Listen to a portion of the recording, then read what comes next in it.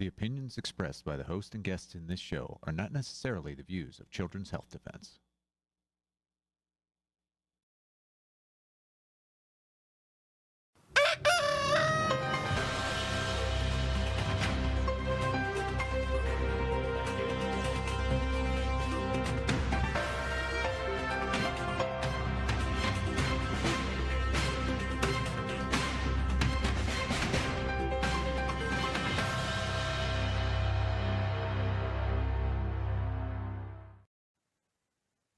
Good morning, CHD. It is Wednesday, the 8th of April, 2025.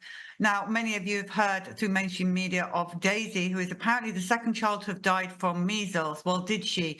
The medical records for Daisy have been handed over to Dr. Pierre Kory, Dr. Suzanne Humphreys, Dr. Ben Edwards, and our Chief Scientific Officer, Brian Hooker. And we have on the show today Dr. Pierre Kory and Dr. Brian Hooker to talk about the findings of what was in those records. So we're going to hand over straight away now to Dr. Pierre Kory and Dr. Brian Hooker. Welcome and good morning. Good morning. Thank you. All right, Dr.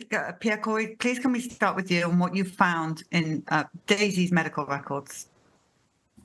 Well, you know, you flashed on the screen that statement, and I read very quickly from, I guess that was the hospital or the Texas Health Agency. That statement is 100% false, incorrect.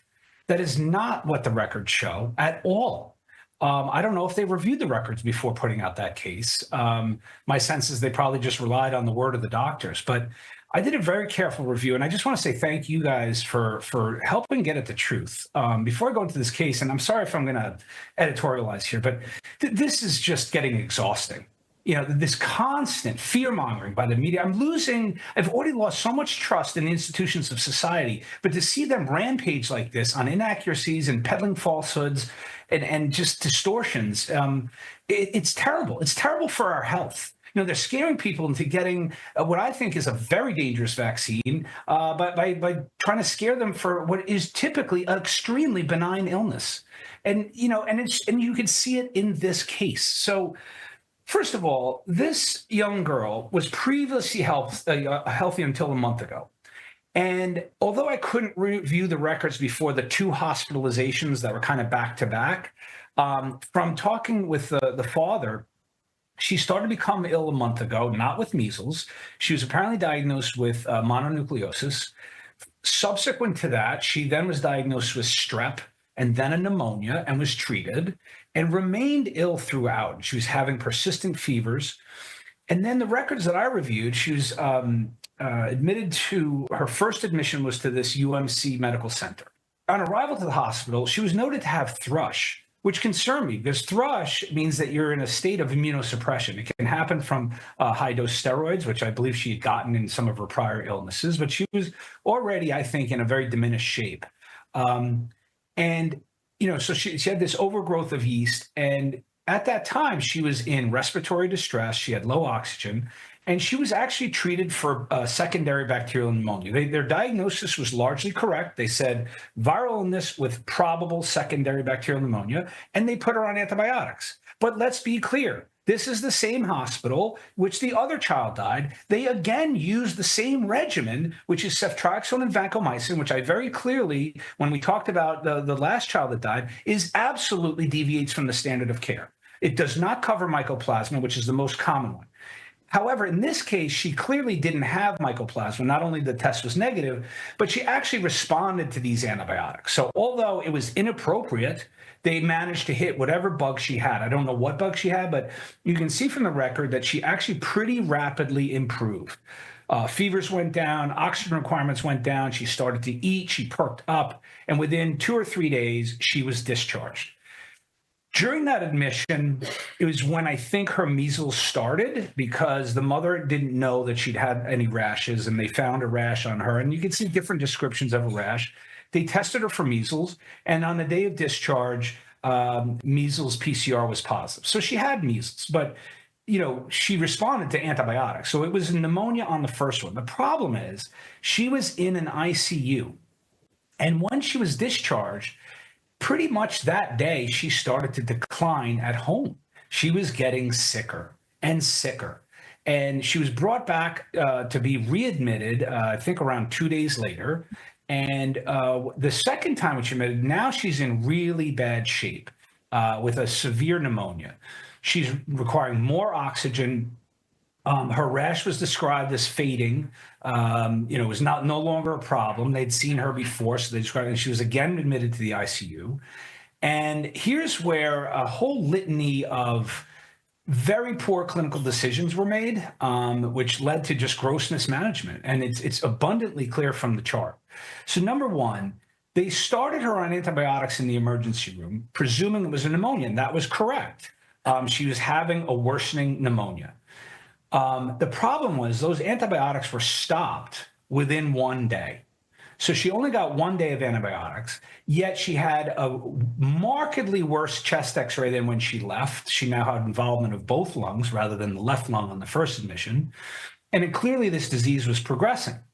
And it's clear from the impressions written by the doctors in charge that they were assuming that this was measles pneumonia. And that was a really tragic error.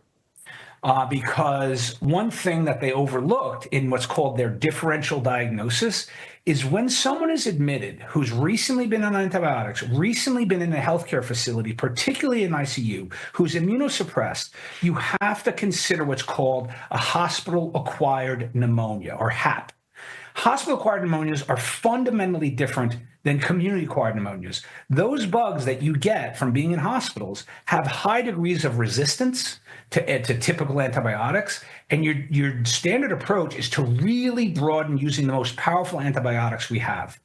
Instead of doing that, they gave her their standard little local protocol, which is even incorrect for community-acquired pneumonia, and then they stopped it a day. And so for the next 3 days, you see this child decline. Repeated impressions by the doctors are this is complications of measles.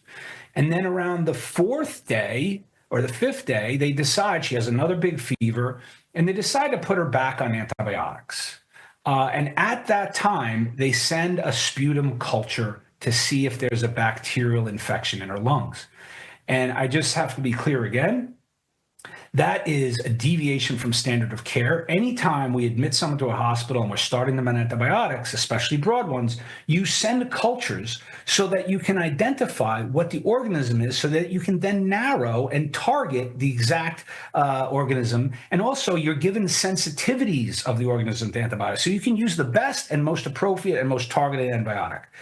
They didn't send sputum cultures on admission, only until like day 4 or 5, and I could get my days wrong, but it's an egregious delay before sending a culture. They put her on their standard community-acquired protocol. Then the next day, first time is, I think, day 6 is the first time in the record that I see any doctor write possibility of a hospital-acquired infection. Day 6 is the first time this occurs to them. Then they broaden their antibiotics insufficiently and not according to the hospital-acquired pneumonia guidelines, which are really only been published for adults. I cannot find any specific pediatric guidelines on how to treat hospital-acquired infections, which I would say this case should be brought to the American Academy of Pediatrics. Our adult guidelines were published in 2005, and they still haven't done this for kids. That is absolutely unacceptable. And I've seen papers where they've had methodology on developing guidelines. That was in 2019. I still cannot find a pediatric guideline. So their choice of antibiotics was not well guided, and it turned out to be wrong. Because what happened is within 2 days, she declined, she could no longer be oxygenated, and she died. And on the day of death, the culture of her sputum came back. And it showed an organism called E. coli, which was resistant to almost all standard antibiotics. There was only 3 big gun antibiotics that would have saved her, and she was dead already by the time they got this information.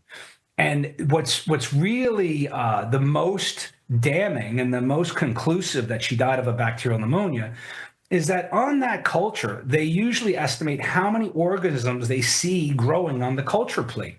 And they grade that in terms of 1+, 2+, 3+, 4+. 1+ is likely contamination. You can't really say there's an infection. 2 is possible. 3, suggestive. 4 is strong evidence of significant infection. And what did she grow? 4+ E. coli, broadly resistant to numerous antibiotics. Too late. And I'm really, I want to also express some empathy for the physicians, because this is my belief. You might want to call me naive or being overly generous, but I think I could tell from the actions of the physicians, they were trying to help her the best way they could. I think they were doing the best they can. But what was evidenced in the care was either a combination of poor training, poor oversight, or minimal clinical experience or insufficient clinical experience, because all of those actions that I described, I mean, that is, again, medicine 101 to how I practice ICU medicine. I would never stop antibiotics until I'd ruled out an infection. If someone's declining, I would be doing more evaluations to find out what I was missing. One thing that they did is they tried at least a therapy that's not standard. At least they were trying to do something for her. They gave her intravenous immunoglobulin, but that's because they thought she had measles. That's not going to help in this severe bacterial infection. Then the other thing that they did is when they stopped antibiotics, they continued her on high-dose steroids. For a girl with thrush who's been sick for a month with repeated infections, just got out of an ICU with a pneumonia, and now they leave her off of antimicrobials and just on steroids. Steroids are hugely beneficial in treating pneumonia if paired with an appropriate antibacterial. When someone's fighting a deadly infection, especially a highly resistant hospital-acquired one, and they're put on steroids, that assures the worst outcome possible, and that's what happened. And so these were oversights, poor clinical decision, poor clinical reasoning, and I just wish the level of medical training and experience was higher in this area of Texas, because this is the second case I've reviewed, and it's really somewhat shocking to me. So to be absolutely clear with what you're saying, Dr. Kory, you're saying that Daisy did not die of measles. Daisy died of E. coli that was acquired in the hospital. 4+ E. coli in the sputum culture. And I didn't mention, you just brought up another thing, Polly, is another aspect of the medical record is something called what we call her white count, right? The number of white blood cells that are counted in the blood. When she came in, they were normal, okay? What's interesting is that if you review measles pneumonia and how they present, typically, even in severe measles pneumonia, the white count is normal or low. Hers came in normal and started to rise and rise and rise. They went to 13 a few days into the admission. Then they went to 27. Still no antibiotics. Then the antibiotics were started. They came down a little bit, but by then she died the next day. And so this lack of emphasis on the importance of this rising white count, which is an alarm signal that there's something going on. This child is trying to fight an infection and failing. It's not measles. And it's also another thing that's commonly done in medicine is when sometimes in ICUs, when you have someone on steroids and the white count rises, that is an effect of steroids. But I've been doing this for a long time. I used to teach my students any white count over 20 cannot be attributed to steroids. And also, you should generally not, attributed to steroids is a diagnosis of exclusion. Meaning, once you've ruled out an infection, then you can blame it on steroids. You don't blame it on steroids up front. And again, this to me, as a highly experienced pulmonary and critical care physician, these were missteps, poor decision making, and it led to another tragic death that again is being blamed on measles. I mean, in the second admission, numerous notes report how the measles rash was healing and fading and going away. She's recovering from measles. Right. And now looking at the suspension of antibiotics, that to me really is astounding. It looked like they did a PCR test, and the PCR test was for respiratory ailments, respiratory viruses, and then I believe that MRSA and then Staphylococcus aureus were both on there. The PCR test came back negative for those particular organisms, and then they suspended antibiotics. That seems really, it seems very, very risky, because there were so many holes in that particular panel and so many other organisms that would have been treatable by antibiotics. It seemed like a really bad choice. It was a very narrow testing. I mean, when you look at its face, a respiratory panel, right, it has this whole list of viruses, right? Right. Very little assessment for different bacteria. And I would do a respiratory panel with a bacterial sputum culture. I mean, that's what, I was talking to Dr. Ben Edwards earlier. I mean, that's medicine 101. I mean, anytime you admit someone with what you presume is an infection and you're going to start antibiotics, you send those cultures typically before the antibiotics because you want to make sure you can identify the accurate organism. And that was a fatal misstep. Well, it seems like they would have at least narrowed down what antibiotic to use if they had done the sputum culture when on admission to the hospital. Then within 3 days, they would know the antibiotics that the organism was susceptible or sensitive to, and they could have saved that girl. Yeah. I will be, it's interesting. Like, I got the medical records at 6 p.m. last night, and I was really intrigued, and I really wanted to see what happened in this case. And as I was reviewing it, it took me many, many hours because it's 2 hospitalizations, lots of pages. And right. Interesting, before I got to the conclusion, it was only at the end when I almost like gasped when I found that culture on the day of death, because while I was reviewing, Brian, I literally was thinking like, wow, it looks like this child was dying of measles pneumonia, because I didn't see the white count until later. And I saw that they were treating, and I was like, maybe this was a measles. Like, I was trying to be open and objective based on the evidence. And I couldn't find evidence that it was anything but measles until the end. And then when I really reviewed all of the steps, I made a spreadsheet and I looked at everything. That's where I was just picking out, wow, they didn't do this, they didn't do this, they did this, they did that. And then the case just, the whole picture of the case changed to a really tragic series of missteps. Did they just presume that it was measles and then stop there and stop their critical thinking at that particular point in time? It seems like we're surrounded by measles furor and measles in the news, and it also seems really odd that her rash was fading at that particular point in time. You would think that if it was a measles pneumonia, that she would not be in that state where she was, presumably or seemingly recovering from the measles. Yeah, I mean, I think that's fair.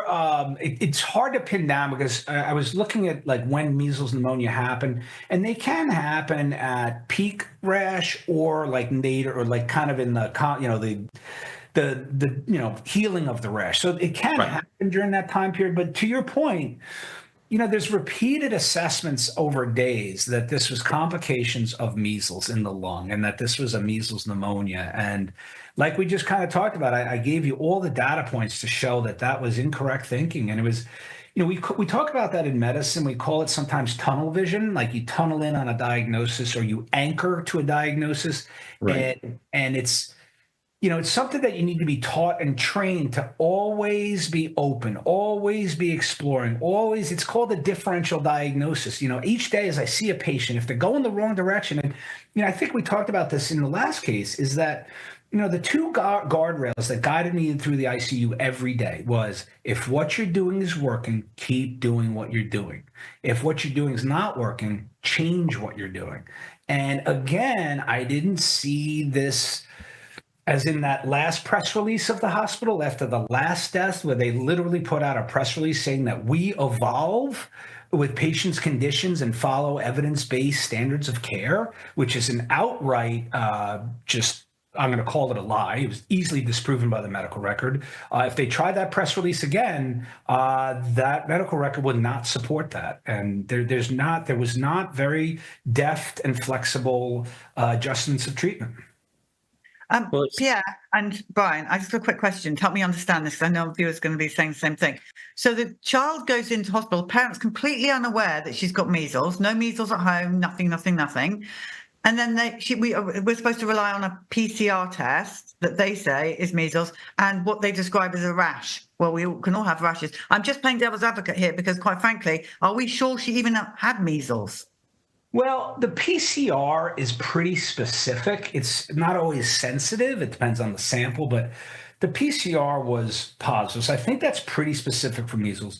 The descriptions of the rash kind of were inconsistent through the chart. There was, to your point, probably, there was one description early on in the ER where the ER physician described it as kind of atypical for measles or not classic for measles. But then I saw other descriptions where it was more classically being described as measles. It started to involve the face and the torso. And so my sense is that she had measles. But again, like in the last case, who cares? Measles is not deadly. The complications of measles are, but in this era of antibiotics and sophisticated diagnostics and, experienced physicians, we should easily be able to take care of these complications. And again, it's hard to argue that this is a complication of measles when she had been sick for a month. She'd had repeated infections. That mono, I think, led her down this very deteriorating health status. And so she was getting like weaker and weaker. That's when she picked up strep. Then she picked up measles. Then she got a pneumonia, treated for the pneumonia, and then picked up a bug while in the ICU. And so it's, it required deft, observant, and aggressive doctoring. But I really think the main point here is the not sending of a bacterial sputum culture on admission led to a misdiagnosis and insufficient and inaccurate treatment. And this, had that culture been sent, they would have had the bug, they would have had the sensitivities, and boom, they could have started the right antibiotic, and I believe she would have turned around. And lots of drugs as well, I understand, from Dr. Suzanne. She was on lorazepam. Lots of Tylenol and ibuprofen. I thought Kathleen Humphrey's review of how damaging and how harmful fever reducers are in terms of when patients are septic and fighting off infections. I mean, you're literally handcuffing patients' abilities to fight off these infections. I can count. I have to look at my spreadsheet, but at least 10 doses combined of ibuprofen and Tylenol around the clock throughout. I mean, it's just, again, and here's the thing, Polly and Brian, I mean, we have this, we did an interview, a week ago, 10 days ago, around this other child's death. And again, I'm trying to be supportive. I try to be an educator. I want to put out good information and guidance. And I was very clear with some of the teaching points, like don't treat communicable pneumonia with that combination. Don't use, and Kathleen was saying, don't use the fever reducers, right? Consider things like IV vitamin C. I'll leave that alone. But just kind of basic stuff that will give a child a chance to have the best possible outcome.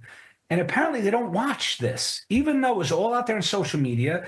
Why isn't the hospital? I mean, if I was the infectious disease director at the hospital or the chair of medicine at the hospital, I would have said, what happened in this case? I would have seen what happened. And I would call a meeting with all the attendings. I'd be like, guys, let's review the treatment of community-acquired pneumonia. Here we are a week or two later, and they're using the same protocol on that first admission, the same combination of vancomycin and ceftriaxone. They're not using the macrolide like azithromycin. And so are they not learning? Like, why are we not have the capacity and openness to learn and change direction and do better? Do better.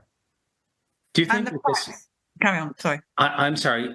There's just such a fixation in the charts about measles pneumonia and pneumonia caused by measles, and then also the terminology unimmunized, unvaccinated appears over and over and over in the record. And it seems like if they weren't so fixated on measles, maybe they wouldn't have forgotten or ignored doing a sputum culture on admission. I mean, it seemed like that was their crutch. That was the crutch that they got to lean on, but yet they missed everything else because it kept on being diagnosed as measles pneumonia.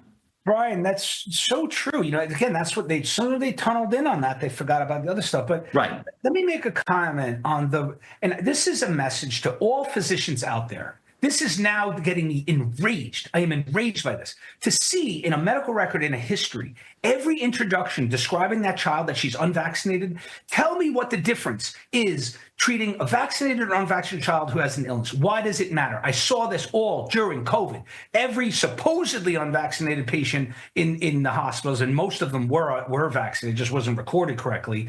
Every time someone dying with COVID, they have to start off 73-year-old man unvaccinated for COVID. I mean, it's almost like this this righteous judgment that they're constantly like, this is what you deserve for being, and the reason why they're having that psychology, and I'm sorry if I'm going too far, but it's the media. It's the media that's demonizing the unvaccinated again. You got what's coming to you because you didn't listen to us and get this dangerous vaccine. No, I didn't get vaccinated because measles is benign. A few kids might get complications, but I trust in my doctors and my healthcare system to take care of me and just treat the infection. And we can't even do that. Instead, we have to put judgments in medical records, which is absolutely unprofessional and egregious.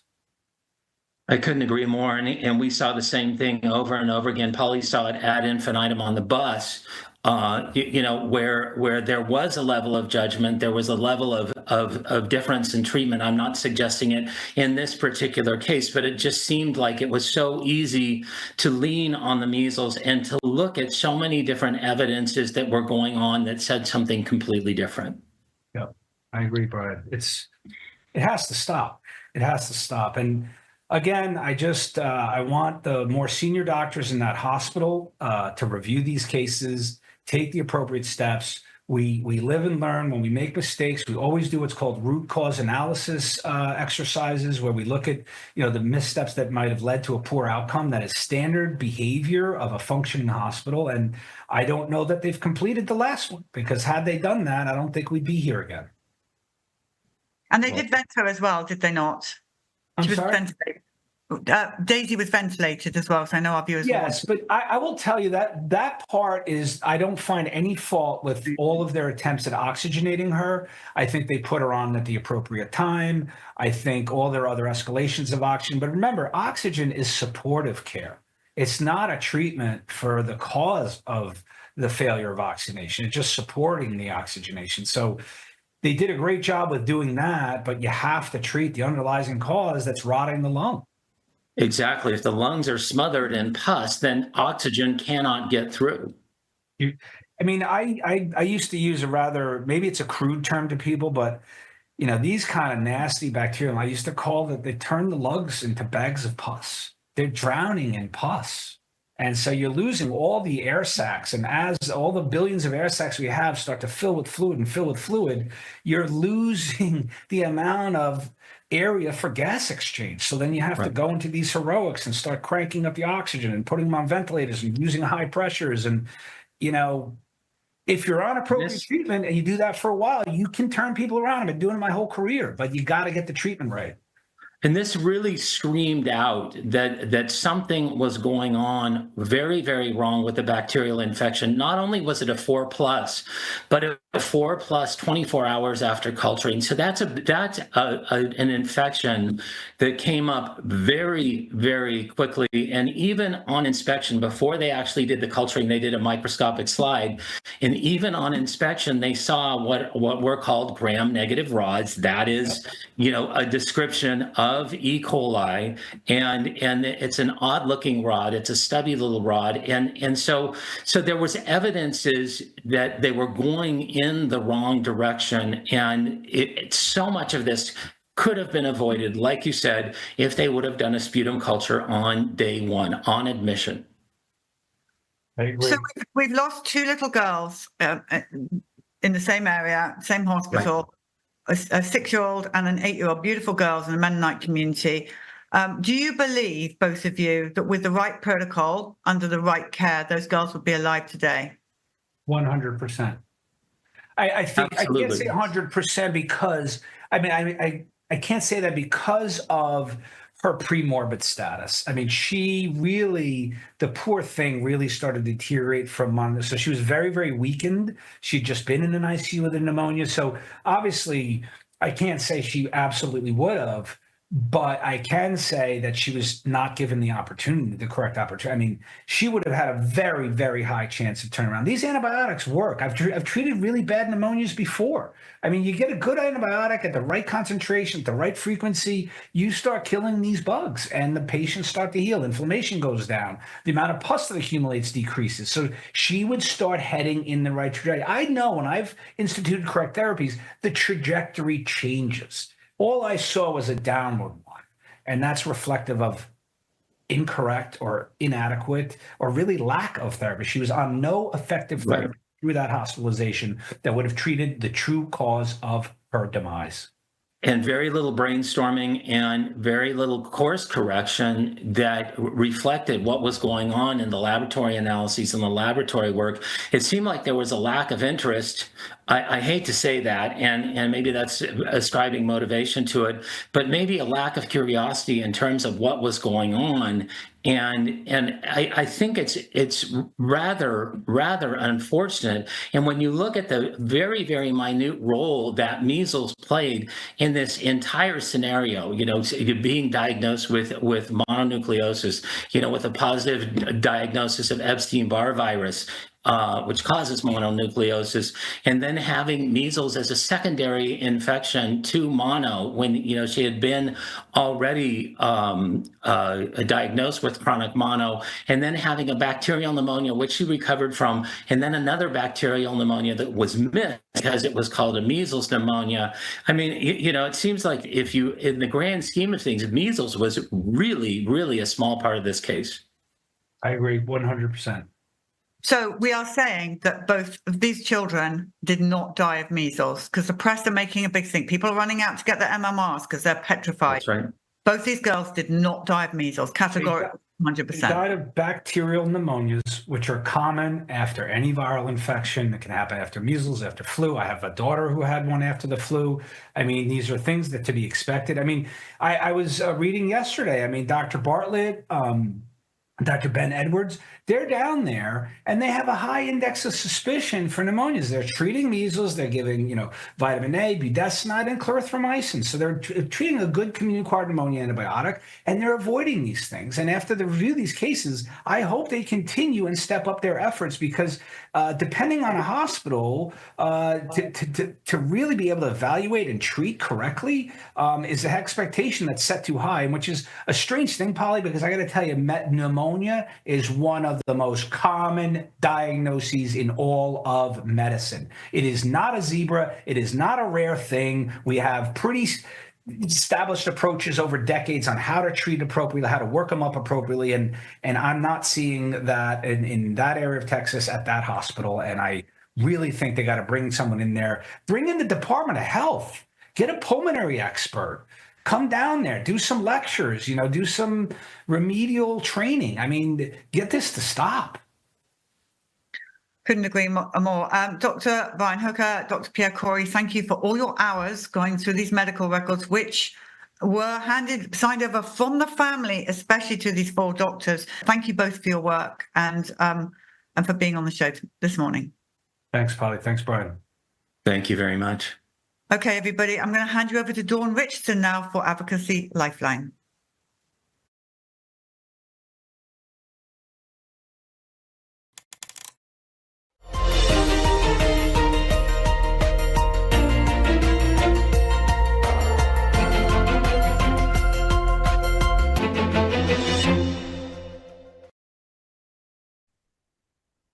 Hello, my name is Dawn Richardson, and welcome to Advocacy Lifeline on CHD TV. Thank you so much for joining us today. The purpose of our show is to help empower you, our viewers, to be able to use your voice to effect change in law, policy, and public opinion through education and action for issues that are important to you and your family. These views are my own, and they're not necessarily the views of the National Vaccine Information Center, where I work for full-time as the Director of Advocacy, or for Children's Health Defense Television, who is the host of our show today.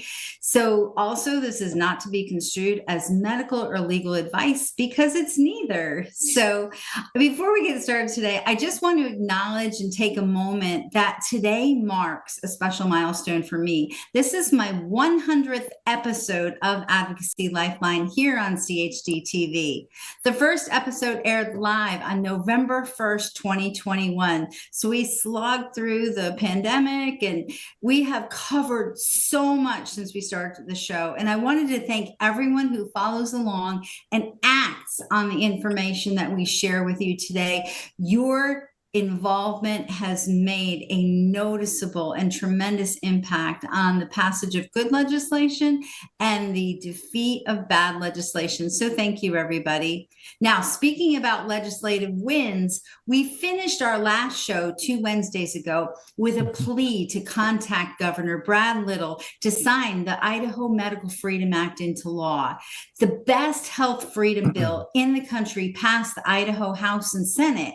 We hosted guests Leslie Manookian, president and founder of the Health Freedom Defense Fund, who wrote the original Idaho Medical Freedom Act, and Representative Rob Beiswenger, Idaho State Representative and House sponsor of the original Idaho Medical Freedom Act.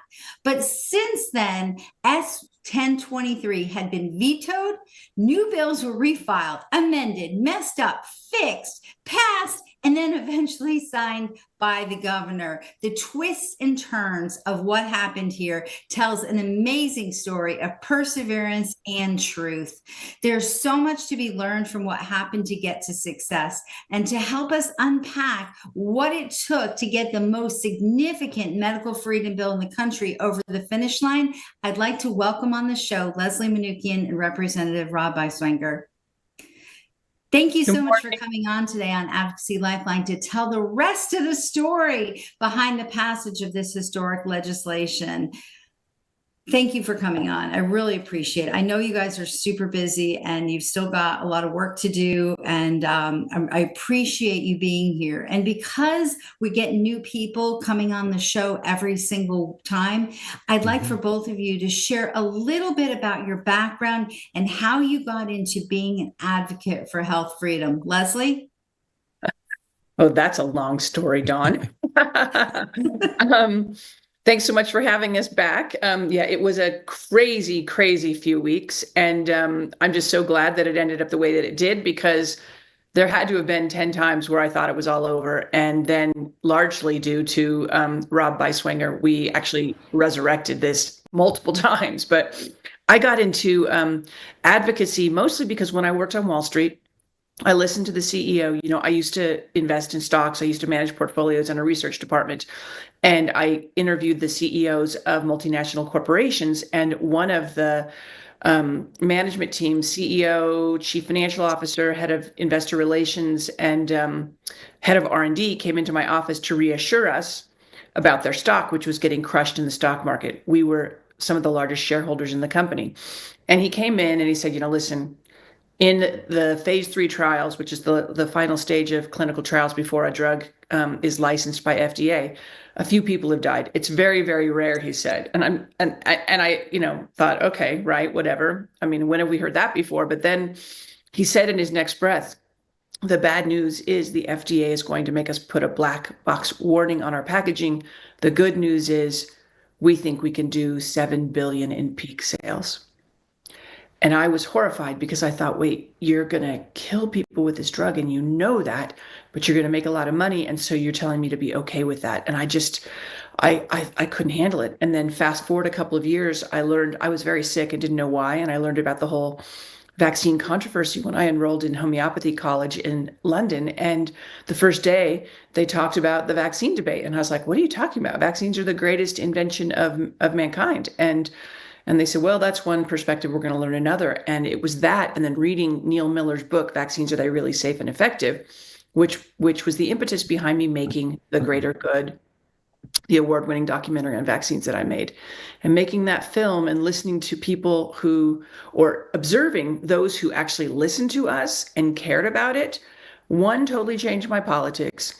And two, impressed upon me the importance of absolute medical freedom in order to make our own choices. And that was really what lit a fire in my belly to go out and do what I've done for the last 25 years. And so that's why I ended up starting Health Freedom Defense Fund in January or in August of 2020, but started planning it much earlier in the year to start fighting back. And then we defeated the federal travel mask mandate that CDC issued unlawfully. We've sued LAUSD repeatedly, stopping their, LAUSD is the Los Angeles Unified School District, stopping their vaccine employee vaccine mandate. So that's basically how I got into it, Don. You've just done so much, Leslie. You've been a voice for so many, and you have persevered. You epitomize not taking no for an answer and pushing through and doing whatever it takes. And I know people are going to learn a lot from what you have to say today. So thank you so much for being on. And Representative Beiswenger, can you please share your background and how you became interested in health freedom issues and eventually running for state representative? Yeah, thanks. And thanks for having me on and doing all this. In college, my mom was diagnosed with ovarian cancer. I think I was a junior in college. And, ovarian cancer, if you don't know, you're kind of like, you can only find out you even have it when you're kind of on your last, at the end, right? It's kind of too late to do much to it. So my dad scurried around. This is kind of before the internet was out there, trying to find some alternative treatments to find something that would save her, and found that the, FDA or FTC had closed or bullied places into submission that offered alternative treatments. So he wasn't able to find the kind of treatments for my mom that he wanted. And then ultimately he took her to a hospital in Mexico to do vitamin C injections and a whole bunch of things. I kind of forget what they all are at this point, and she passed away a couple years later. It seemed to help her for a while, but she didn't recover. But the whole experience kind of just showed to me how the government was, the government agencies were controlled by these pharmaceutical companies. The whole system of, FDA approval was geared towards pharmaceutical drugs. And if you had a safe, natural medicine that might be okay or effective and not even dangerous, you were still squashed. And I mean, in my senior year in college, I did like a 10-page paper on how the FDA's approval, process, was snuffing out purposely or unpurposely, depending on who you ask, natural medicines. And so that always stuck with me. And then I got into some grassroots politics. I worked a job in Indiana starting in 2004, got married in 2007. And my wife works with, and was already working with kids with autism, like in their home, doing behavior treatments, socialization, potty training programs, that kind of thing. And she left the place she was working at, but some parents called her and asked her to start a business. And so she and I we did the articles of incorporation and that kind of stuff, filed the forms. And all of a sudden we had a booming business in 7 months or so. And talking to the parents of these kids with autism, they would talk about how their kid got that way. And they'd talk about, my kid was 2 years old. We gave them the shot. They started having, seizures and all that kind of stuff. And also they lost their language. They lost their ability to make eye contact. And people would be calling us to, help remedy that. But these parents would also talk about how they were dismissed. They would tell their doctor or their relatives of what happened from the vaccine, and they'd be told, "Oh no, that's not the way it happened." And they're like, "Well, no. Here's a picture of my kid one day, and they're fine. They can do their alphabet, they can talk normally, and then the next day they can't. Like something happened here, right?" And the difference seems to be that, they had a vaccine, right? It doesn't mean it's happening for all kids, but this seemed to be a pretty strong parallel. And so that kind of always honestly, it was just really makes me angry, I guess, frustrated that these people were dismissed, reputable adults, people were doctors, police officers who are the parents of our clients. These are reputable people. If they went to court and testified against you, you'd probably be in trouble. But yet somehow on this thing with their kids and a vaccine, they were dismissed out of hand. We can't even have that conversation of whether vaccines are safe, whether some vaccines are safe, whether there's the right time to do them, whether the right form is, all those, we just couldn't even question them. That always just drove me crazy. If you ever watched the Dave Chappelle, this comedian, he can be kind of vulgar at times, but he's got a good point. He's like, when you tell me we can't talk about something, that means we have to talk about it, right? And I think that's kind of true on this topic too.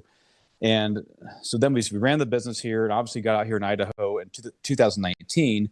2020 is when COVID hits, and I can see it coming. Okay, now we need the vaccine, and we're going to force this down on everybody. We're not going to be allowed to question it, and they're going to keep with one shot, like a flu shot, come one after the other. I predicted this to my friends what would happen, and they were kind of like, no. It'd be one shot and it'd be done. I'm like, no.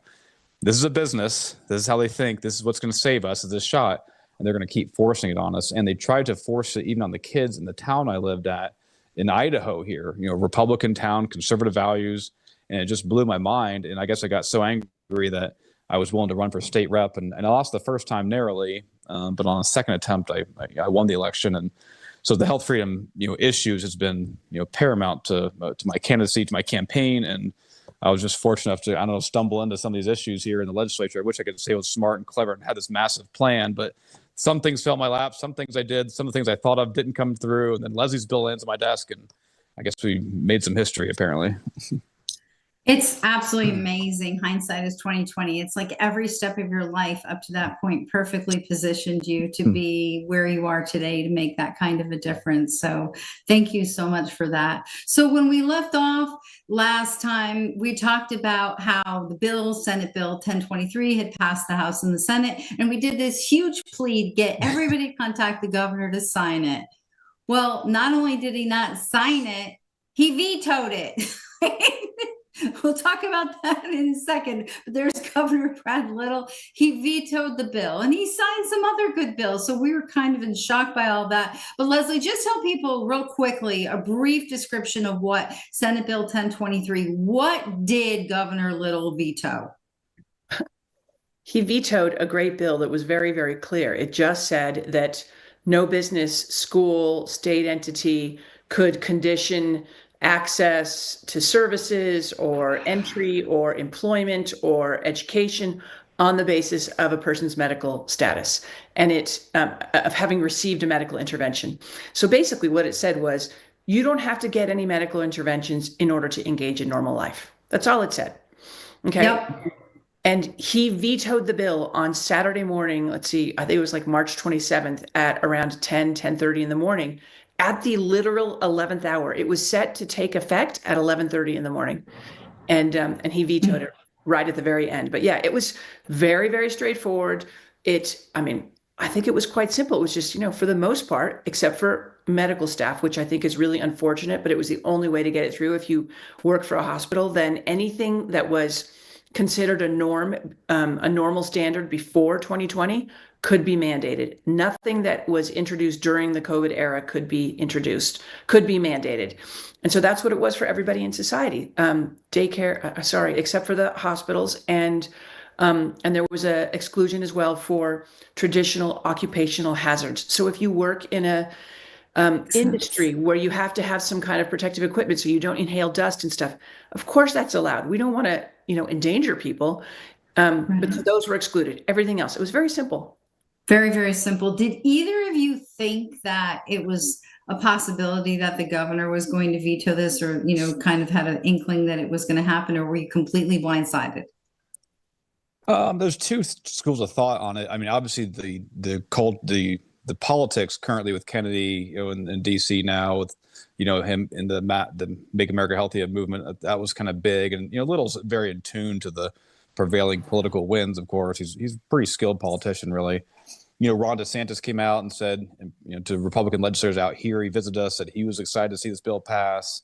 The Attorney General, who's like the kind of the leader of the conservative side in Idaho here, came out publicly in favor of it. So I definitely saw a way for him to sign it, and really, and he kind of just got quiet during the whole. It got to his desk officially on Monday, and he was just quiet on it. We couldn't figure it out. Like, okay, is no news good news?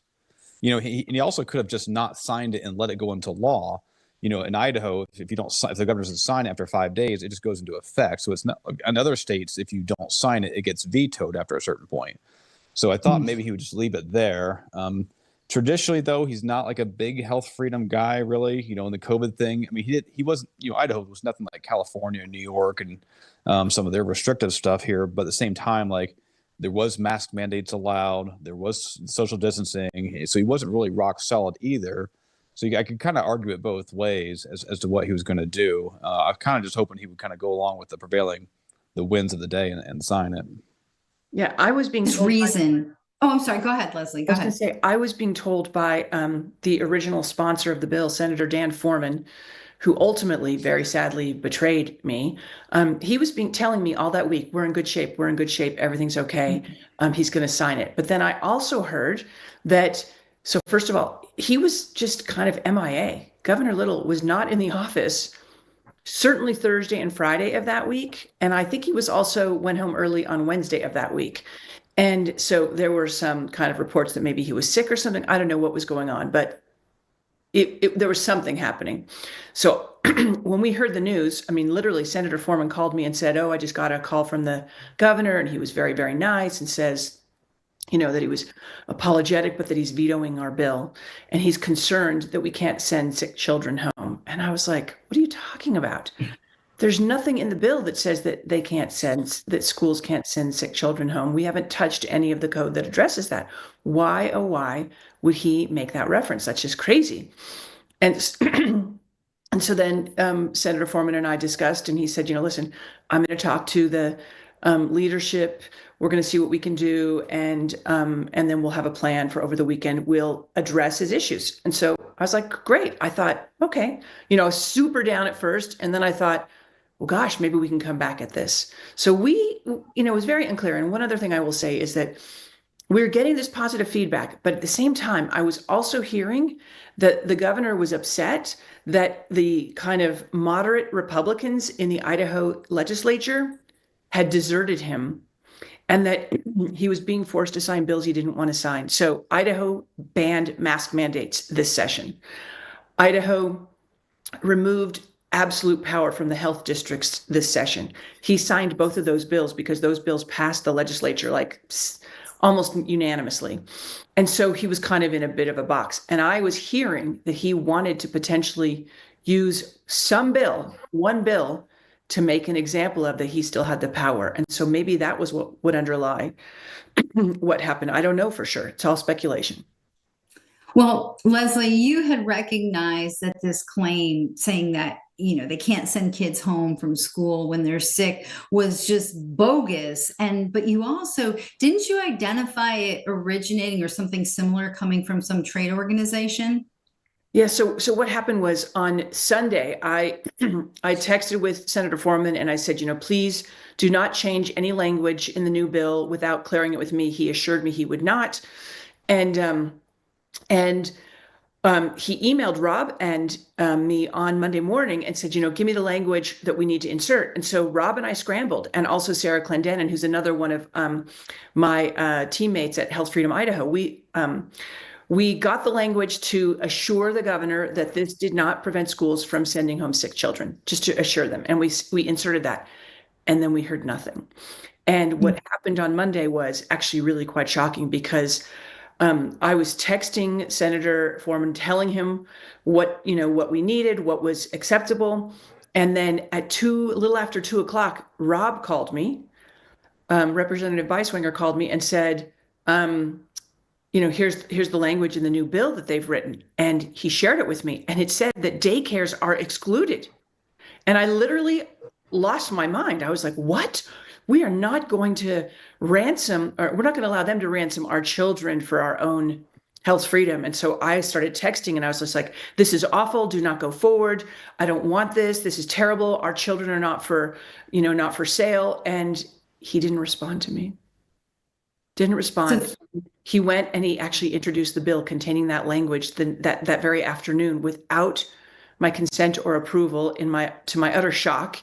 And then overnight, the penny started to drop. What happened was I started communicating with another activist, Brian Festa of We the Patriots USA, who has a lawsuit that's going to be heard on May 5th in front of the Idaho Supreme Court. And I didn't know it was coming up May 5th.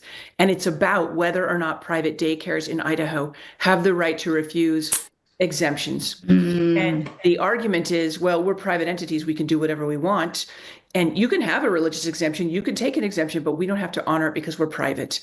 And so can you imagine if the most recent legislation passed by the Idaho legislature says that they can exclude them? Then the court would take that and say, well, clearly the intent of the legislature was that you can have an exemption, but we don't have to honor it because we're private. And so I was texting him saying, please, you don't know what you're doing, and he was just full steam ahead with this horrible bill. So let's just go. That is such a great point. I just want to go back a little bit, because before you even got the new language, Representative Beiswenger, didn't you try a veto override in the Senate first? Well, yeah, because it was a Senate bill, the Senate had to override it. And privately, they kind of felt like they didn't have the votes for it. And so they didn't want to proceed with that. So I went back to the House leadership. I said, here's what's going on. And so then the speaker on down said, hey, let's just introduce a House bill. We'll just start the process over again. Because you really know when you have an issue like this, nothing is over until the session is over. Right? Yes. I mean, things can happen, things can move. And I've seen that in my background, my previous life. all that. So we introduced another bill. We ran it through committee, put it back on the floor, passed it. The same people voted for the other one, or the 1023 voted for this House Bill 472, the identical bill, except we put in just some language here just to clarify that schools will still have the ability to send a sick child home. They just can't discriminate based on vaccine or other medical intervention status. So we ran our bills to the Senate, though. Like Leslie was saying, they introduced their own bill with their carve-outs, explicit carve-outs for daycare. And the calls came in, people started emailing, hey, you got to get this out of here. We're not going to cave on something like this. But the House was determined to stand strong on it. But then the Senate kind of came back a few days later, and Leslie, correct me on timelines on this, is quite the blur at this point, but the Senate came back and they removed the explicit daycare carve-out for the bill. But then they left in there, I should say, if you're a licensed daycare and there's an outbreak, then we can kick you out. So you can see, like, we're winning the fight, right? We've got the pressure. We know the issue, and the grassroots is on our side here, and they're trying to give us just a little more without giving us everything. And it gets really tempting as you get in the spot, because basically what's happening here is the governor and his staff and his friends around him are saying, Rob, you're going to win. You and Leslie are going to win, right? You can have it all except for these kids over here. You don't get them. We're going to keep them. Mm-mm. And what do? Because you're kind of sitting there going, if I make a move, maybe he vetoes the whole thing. So do you try and take a partial victory? Do you try and fight for more and risk that maybe the Senate won't like your changes? Maybe the governor won't like it. You know, it's a really dicey scenario as you're getting to the final days of session and weighing that stuff. But basically, like, yeah, they're trying to tempt you with this. We'll give you a big win. You can have your Medical Middle Freedom Act. We're just going to carve out this one line and we're going to say that it's okay to discriminate against a 6-month-old going to daycare, but we'll go ahead and protect a 40-year-old Home Depot employee.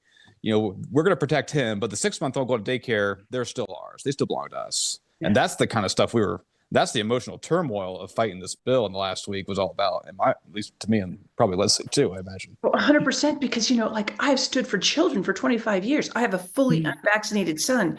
I do the work I do to protect the kids, because let's not forget, who are the primary recipients of shots?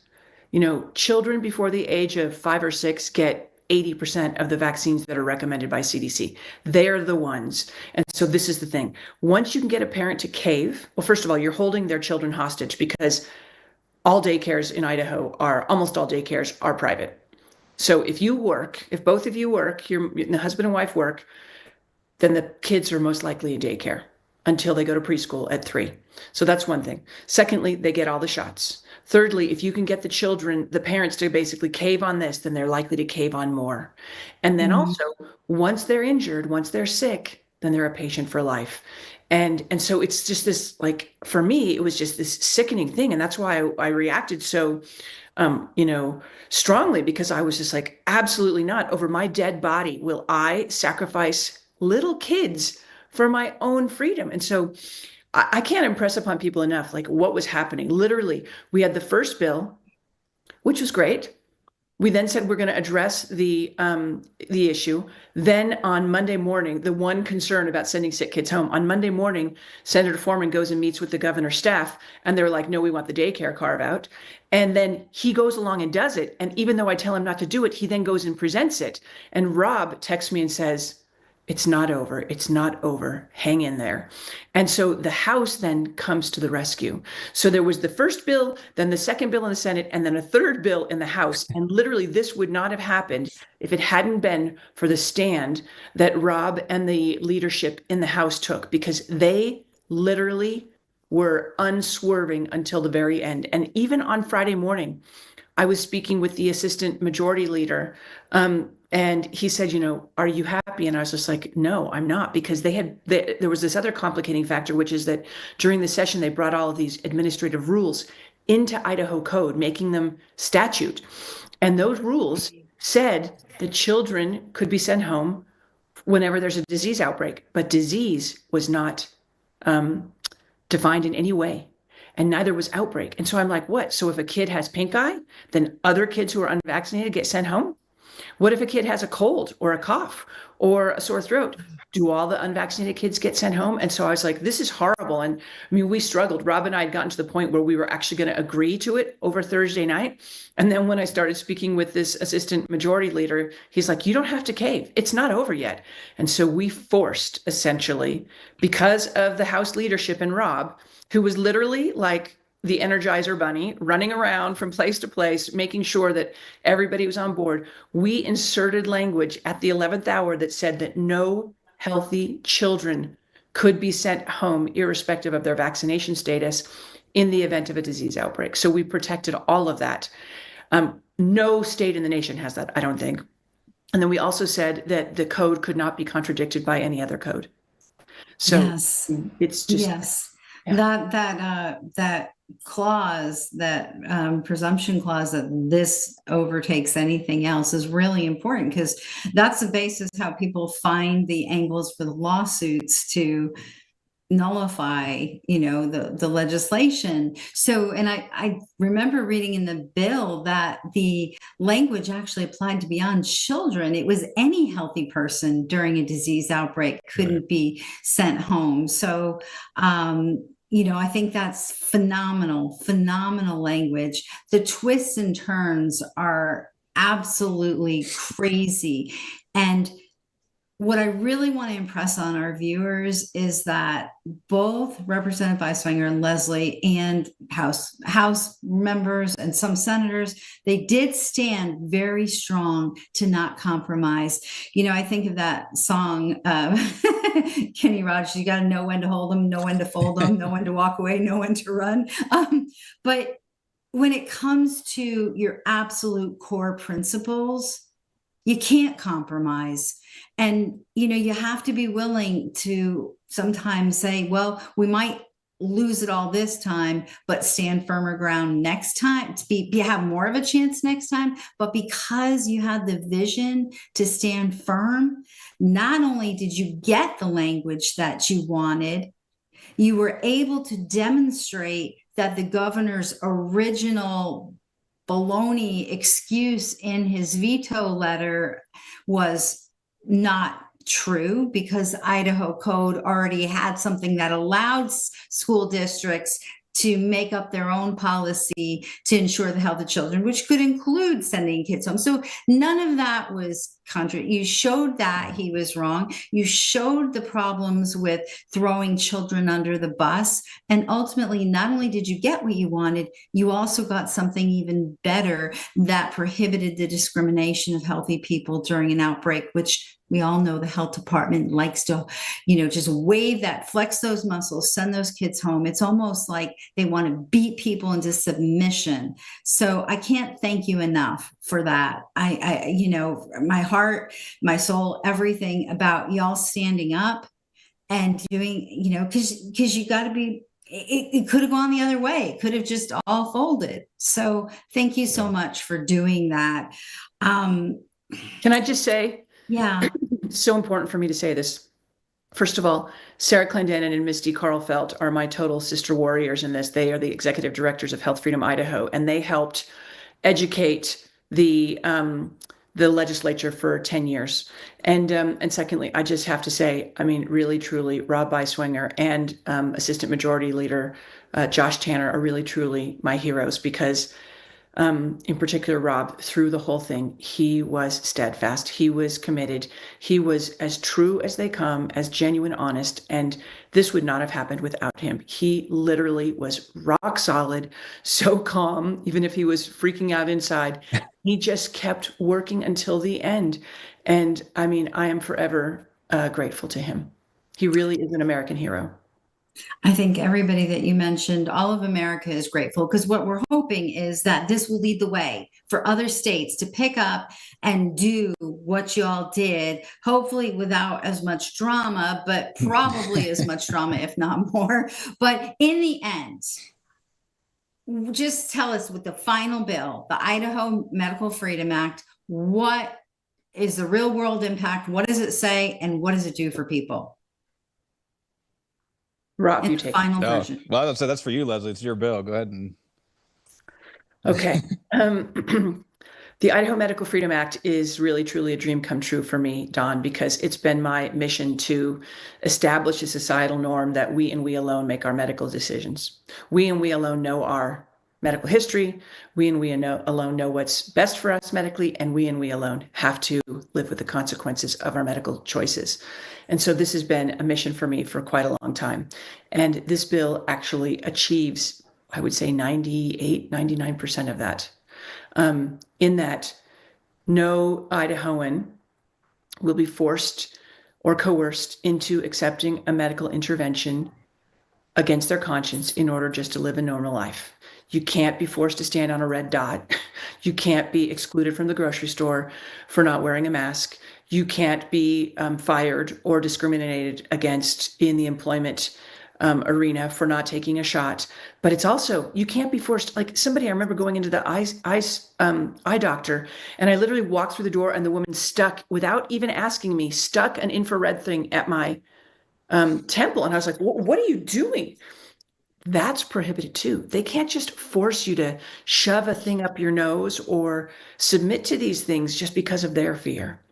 And so what we've done is we have put the power back in the hands of the people to ensure that individuals determine and direct their own well-being going forward. And I mean, I couldn't be more elated about it.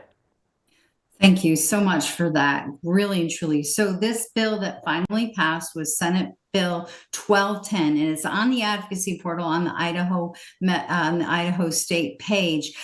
There are also a lot of other great medical freedom other bills, freedom bills in general that passed. The Idaho legislature really racked it up. Leslie, you mentioned a couple at the beginning, and also I'm a huge fan of Senate Bill 1038, which Representative Beiswenger, you had a big play on that as well. And it prohibits the state government and political subdivisions from being compelled to enforce World Health Organization requirements, including vaccines, or used as a basis for requirements or some kind of data collection. Now, I know people have been saying, well, you know, Trump got us out of the World Health Organization.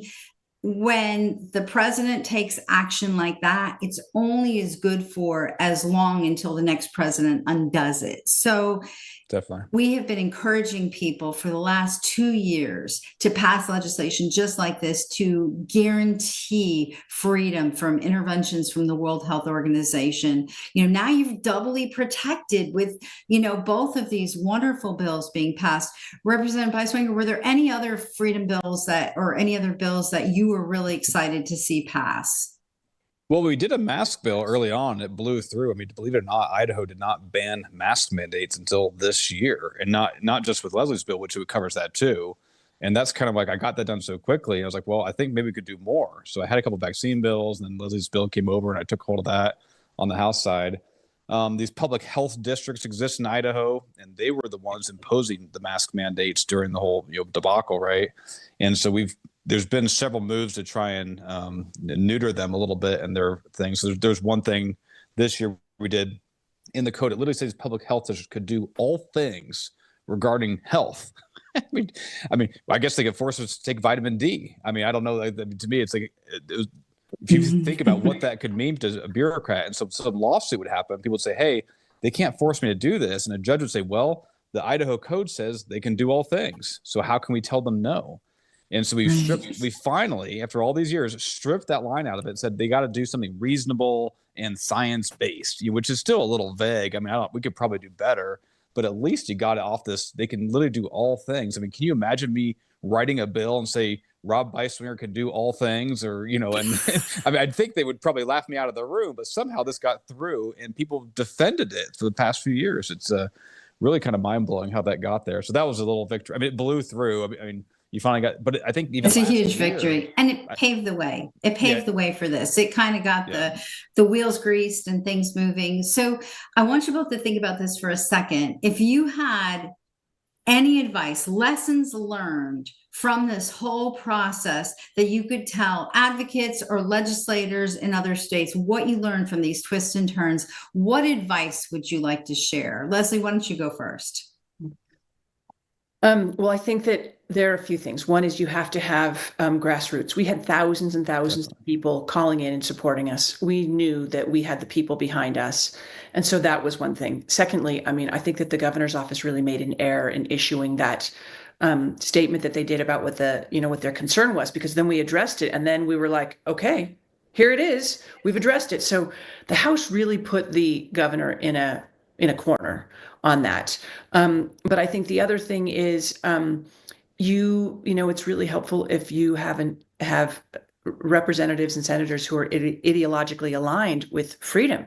If you have people who are opposed to you, I mean, I'd like to tell people in those states, hey, you can do this, but I think you're going to be fighting an uphill battle. So it's also about being in the right state. And I think the way that we actually move this forward across the nation is by going to the states that'll be most receptive first, in order to box in the other states so that they understand. And the last thing I will say is that it's so important to have people who are on your side, like Rob and the others, because it would have been over 5 or 10 times if we had not had them.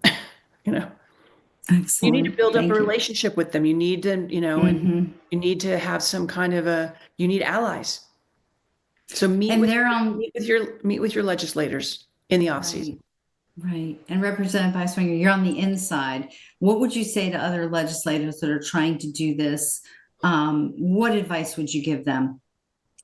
Well, you need a core group of people that just like, this is their issue and there's no compromise on it, right? That we're going to stick to it through thick and thin and not be like, well, we're going to take 10%, and that's kind of the challenge for issues like this, because it's big and broad.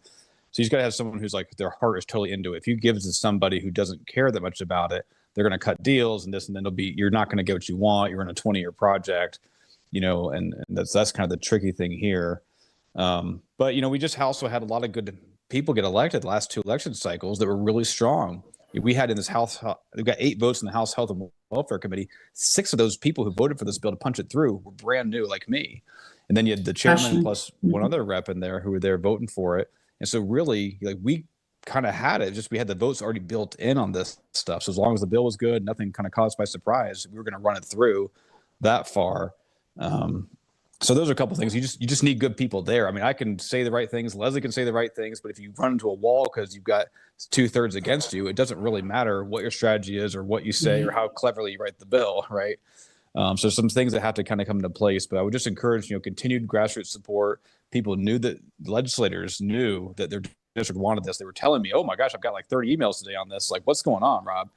And we did pull one guy in to vote for it who voted against it. And then, on the House side too. So there was some progress there.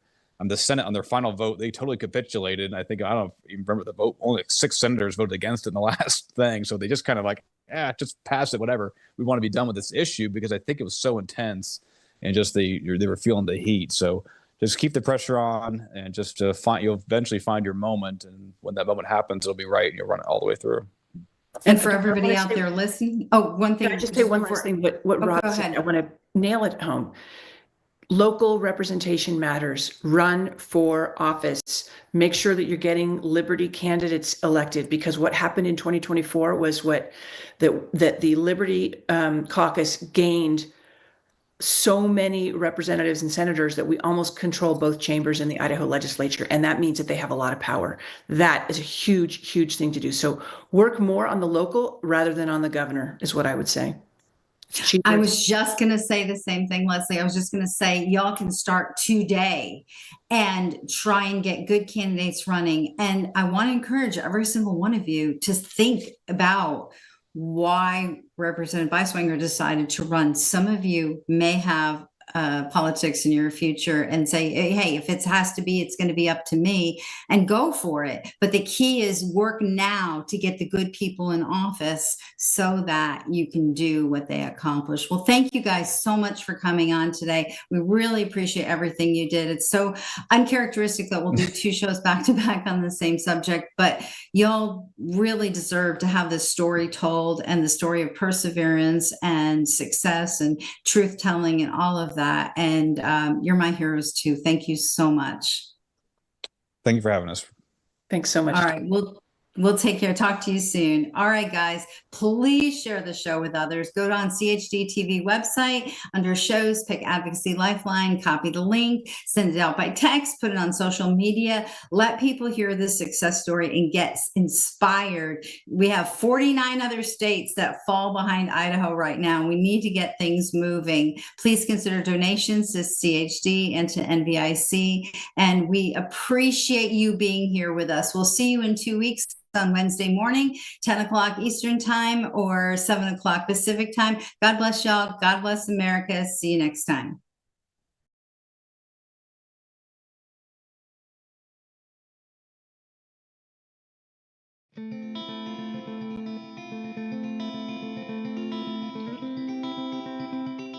So tell everyone who you are.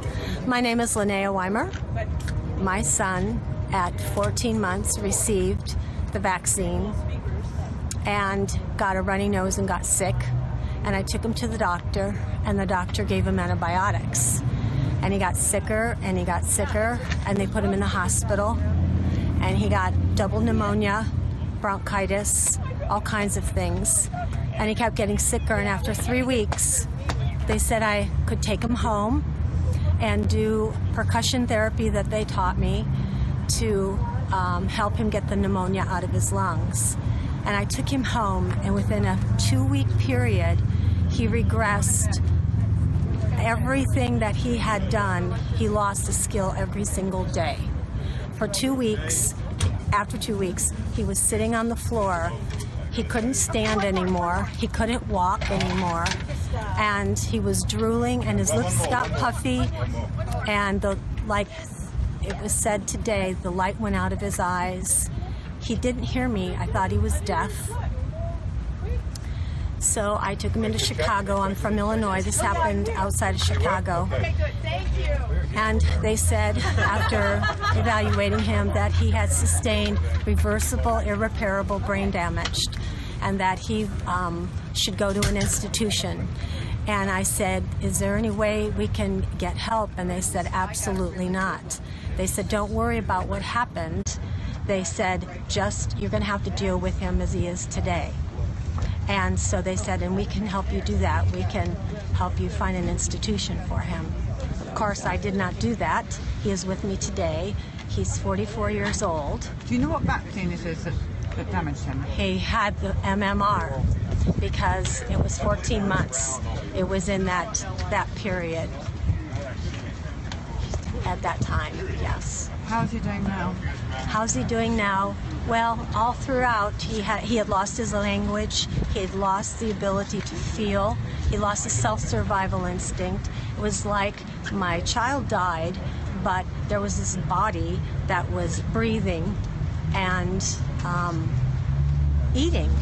And then after 5 years of carrying him on my hip, he started to get angry and out of control, and they just did all this different types of behavioral therapy, but I never put him on medications, never.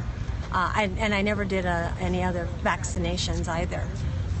So slowly, I did the Feingold diet, I do organic. I've done a lot of things to help him, and I've kept him and loved him. And today, if you were to walk up here, you would be amazed. He's 6'1", very handsome.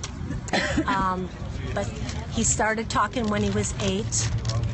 He had no self-awareness. He got run over by a drunk driver getting off the bus. The drunk driver blew the bus and hit him, and he was 8 years old, and he went flying in the air and cracked his skull in half on the pavement. And that event, for whatever reason, he started talking. But Ross cannot socially interact with you with conversation. He does get frustrated, but he doesn't have bad behaviors or anything like that. So, would you do us the honour of writing his name on the bus? Pardon me? Would you do us the honour of writing his name on the bus along with the other children and adults? I would be honored.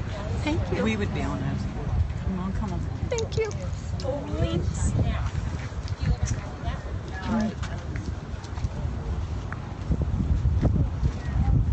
Thank you for sharing the story. I know I never thought until I saw Max a month ago that there were people like me out there. I really didn't. And now there's thousands upon thousands upon thousands. So I'm so getting on board. And I will do whatever you need to do. Whatever I can do to help, I will do it.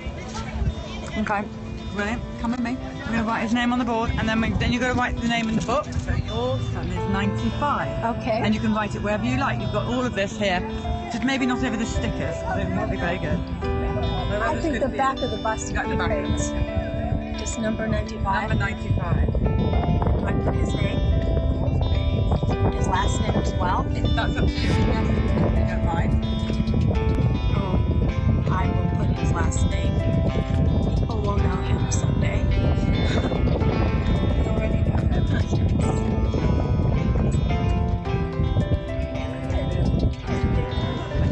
The one book is for you to write about as much of the story as you want. Keep your son in there. So we're compiling all these vaccine injuries. And the other is for, it's up to you, but if you're against mandatory vaccines here in America, that's our petition.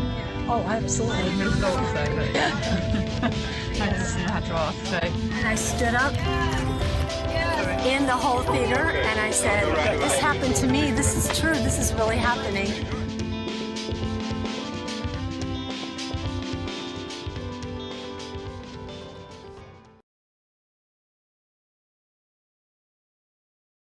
I was diagnosed with a mesenteric mass, and thyroid condition, diffuse arthritis, endometriosis, depression, and the autism, strep throat, bladder disease. They told me I was dying. Every year, medicines correctly prescribed encompasses thousands and thousands of deaths. The doctor, she said, we can give you opioids, but we're going to have you join a support group for the addiction that you're going to develop. I thought he was going to die. They couldn't figure out what was wrong. And they just blew the pain off as like, oh, it's just period pain. That's kind of just what women have to deal with. Homeopathy. Apathy. Homeo. I have never heard of it. Holistic medicine. Like natural medicine. I came upon homeopathy, and over a year period of time, I became symptom-free. It saved my life. It gives us hope.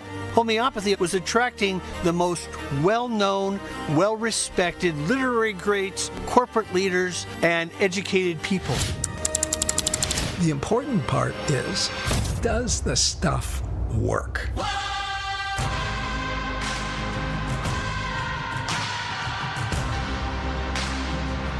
Many people think it's quack medicine. This widespread idea that homeopathy is just a sugar pill and it has to be placebo. It seems to be the general view homeopathy is impossible because it's just water. There is strong research evidence demonstrating it works, and yet nobody will believe it. I wasn't really sure. I was skeptic. When I went to the doctor, he said to me, "What are you taking? What are you doing? You're way, way better."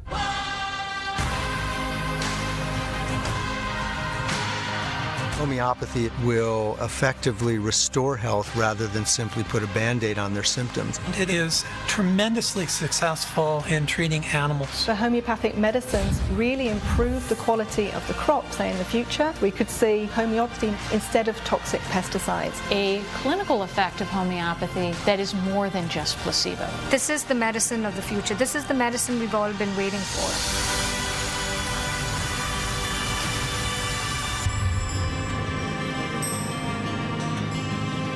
This is 21st century medicine.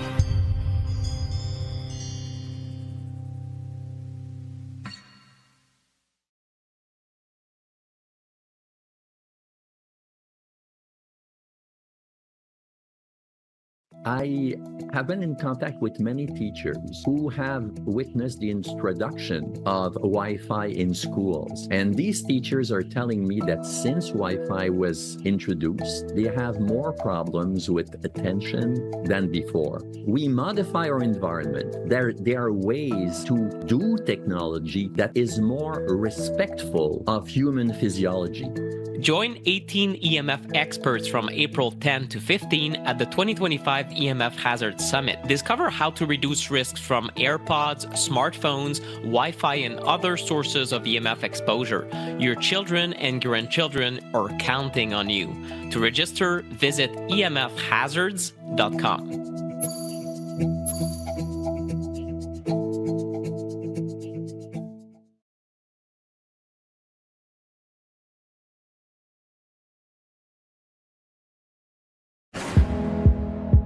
This and all CHD TV programming is made possible by generous support from viewers like you. Please consider making a contribution today to keep our programming going strong. Thank you.